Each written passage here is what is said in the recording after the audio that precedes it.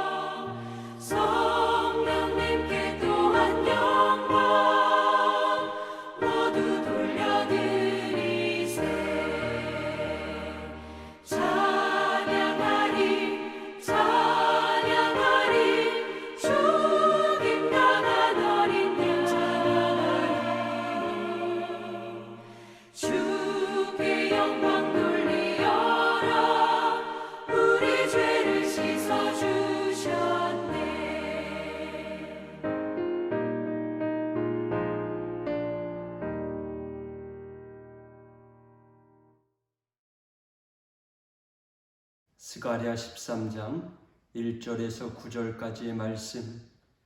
그날의 죄와 더러움을 씻는 셈이 다윗의 족속과 예루살렘 주민을 위하여 열리리라. 만군의 여호와가 말하노라. 그날에 내가 우상의 이름을 이 땅에서 끊어서 기억도 되지 못하게 할 것이며 거짓 선지자와 더러운 귀신을 이 땅에서 떠나게 할 것이라. 사람이 아직도 예언할 것 같으면 그 낳은 부모가 그에게 이르기를 네가 여호와의 이름을 빙자하여 거짓말을 하니 살지 못하리라 하고 낳은 부모가 그가 예언할 때에 칼로 그를 찌르리라. 그날의 선지자들이 예언할 때에 그 환상을 갖기 부끄러워할 것이며 사람을 속이려고 털옷도 입지 아니할 것이며 말하기를 나는 선지자가 아니요 나는 농부라 내가 어려서부터 사람의 종이 되었노라 할 것이요 어떤 사람이 그에게 묻기를 네 두 팔 사이에 있는 상처는 어찌 됨이냐 하면 대답하기를 이는 나의 친구의 집에서 받은 상처라 하리라. 아멘. 6절까지 먼저 읽었습니다. 1절에 보면 그날의 죄와 더러움을 씻는 셈이라고 기록되어 있습니다. 죄와 더러움을 씻는 셈은 샘솟듯 솟아나는 성령의 은혜를 말합니다. 은혜의 영이 부어질 때 자신의 죄를 깨닫고 애통하지만 동시에 자신의 죄가 용서받을 것이라는 위로와 희망이 주어지는 것입니다. 그러므로 성령의 은혜로 기름 부음 받은 사람은 모든 죄에서 깨끗하게 하시는 그리스도의 피에 의하여 정결하게 되며 또한 그 영혼은 평강을 누리게 되는 것입니다. 요한일서 1장 17절 그가 빛 가운데 계신 것 같이 우리도 빛 가운데 행하면 우리가 서로 사귐이 있고 그 아들 예수의 피가 우리를 모든 죄에서 깨끗하게 하실 것이요. 아멘. 그러면 이러한 성령의 은혜는 누구에게 주어지는 것입니까? 그것은 앞서 12장에서 언급하였듯이 찔림을 당한 예수 그리스도를 보는 자들입니다. 우리의 죄를 위하여 물과 피를 흘리신 예수 그리스도를 믿음의 눈으로 바라보는 자들은 자신의 죄에 대하여 통회의 눈물을 흘리는 동시에 그 죄를 용서하시는 은혜로 말미암아 기쁨을 얻게 되는 것입니다. 율법 아래에 있던 제사장들은 커다란 놋바다로 손발을 씻어야 했지만 그 물로는 육체의 내면까지 온전히 씻을 수 없었습니다. 하지만 신약의 백성에게는 우리의 심령까지 정결하게 해주시기 위하여 끊임없이 넘쳐나는 샘물이 있습니다. 그것은 우리 죄를 위하여 십자가에서 물과 피를 흘리신 그리스도의 보혈입니다. 그러므로 우리는 구약의 왕과 제사장이 경험하지 못한 그 은혜를 누리는 신약의 왕 같은 제사장들입니다. 2절 우상의 이름을 이 땅에서 끊어서 기억도 되지 못하게 할 것이요. 실제로 포로기 이후의 유대인들은 우상과 우상 숭배에 대한 깊은 혐오를 가지고 있었습니다. 그것은 오늘날 유대인의 의식 속에도 여전히 변함이 없습니다. 하지만 오늘 2절의 말씀은 단지 유대인뿐만 아니라 우리 그리스도인들도 회개함으로 세상의 우상에서 빠져나온 그러한 신약의 백성들임을 가르쳐주고 있는 겁니다. 오늘 저와 여러분은 세상에서 빠져나와 그리스도의 보혈의 피로 새롭게 거듭난 하나님의 사람인 줄 믿습니다. 또한 거짓 선지자와 더러운 귀신이 나오는데요. 이스라엘 백성이 우상의 죄에 빠졌을 때 이들이 더욱 활개를 쳤습니다. 거짓 선지자로 인해서 이사야나 예레미야 선지자의 말을 듣지 않았던 이스라엘, 결국 멸망을 자초했지요. 포로기 이후에는 거짓의 영에서 깨어나지 못한 이스라엘 백성들, 결국 예수님을 십자가에 못 박기에 이르렀습니다. 예수님께서도요, 마지막 때의 징조에 대하여 거짓 선지자가 많이 일어나 많은 사람을 미혹할 것을 말씀하셨습니다. 지금은 인터넷의 발달로 복음도 빨리 전파됩니다. 텔레비전을 통해서, 스마트폰을 통해서요. 그러나 동시에 악한 거짓의 영도 그만큼 더욱 활개를 치는 시대입니다. 모든 것이 마지막으로 향하여 숨가쁘게 전개되는 때입니다. 그러므로 우리는요, 더욱 깨어 말씀 붙잡고 기도해야 할 때임을 명심해야 합니다. 3절에 칼로 그를 찌르리라. 이 말씀은 구약시대에 있어서 거짓 예언하는 자들을 그 근친이라도 아낌없이 죽이라는 명령을 상기시키는 겁니다. 3절 여호와의 이름을 빙자하여 거짓말을 하니, 예수님을 대적했던 자들 중에는요, 예수님의 친족들도 있었습니다. 그들이 하나님의 이름을 빙자하여 예수님을 배척했듯이 가장 가까운 자, 혈육 또 교회에 속한 이들까지도 하나님 앞에서 열심을 내는 것 같은데 오히려 하나님을 배신하는 이들이 있습니다. 그러므로 우리는요, 사사로운 정에 이끌려서 자신의 신앙까지 해를 입혀서는 안 될 것입니다. 주님께서 말씀하신 대로 오직 아버지의 뜻대로 행하는 자가 내 형제요 자매요 어머니라고 말씀하셨습니다. 말씀을 거스르는 자에 대하여는 누구든지 단호하게 선을 긋는 동시에 그들을 위해서 기도해야 할 것입니다.